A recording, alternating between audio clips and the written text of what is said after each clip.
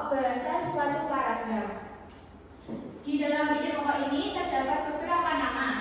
Antara lain nama lainnya ada gagasan utama, ide utama, atau pikiran utama. Jika ibu menyebutkan ide pokok sebagai gagasan utama, benar atau tidak? Betul. Oke, lanjut.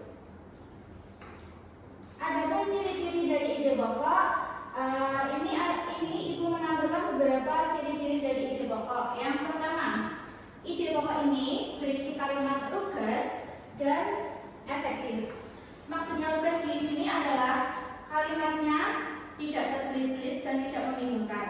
Yang kedua, dapat berdiri sendiri meskipun tanpa ide pendukung. Tadi kan sudah dibahas kalau ide pokok adalah gagasan utama. Maka kalau tidak ada ide pendukung, ide pokok ini tetap bisa.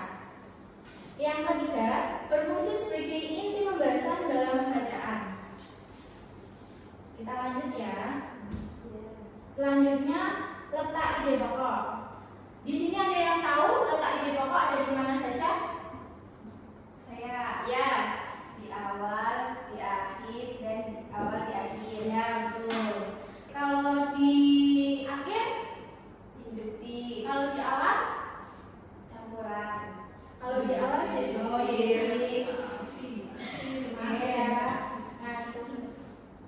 Sebelum ibu masuk ke contoh, apa ada yang ingin ditanyakan? Cukup jelas? Cukup. Oke, tolong dibacakan Mbak Nanda.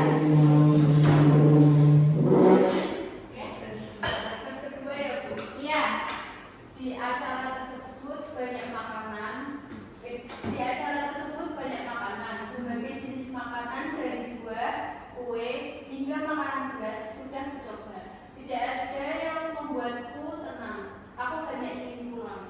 Oke, menurut Mbak Nanda, ide pokoknya ada di mana ini? Di awal paragraf, di awal kalimat, Di akhir kalimat. oke, di akhir. Mbak Salsa, ide pokoknya berada di mana? Di akhir kalimat apa di tengah? Di akhir. Oke, Mbak Arman. Di akhir. Di akhir. Mbak Sevi Di tengah. Mbak Dipa di akhir. Ya, oke.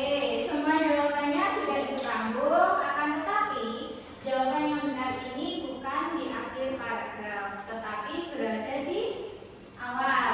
Kenapa berada di awal? Karena di awal paragraf ini diberitahu di acara tersebut banyak makanan. Kemudian di kalimat selanjutnya dijelaskan ada beberapa jenis makanan. Ada buah, kue, hingga makanan berat yang sudah dicoba, tetapi tidak ada yang membuat dia senang. Oke, mungkin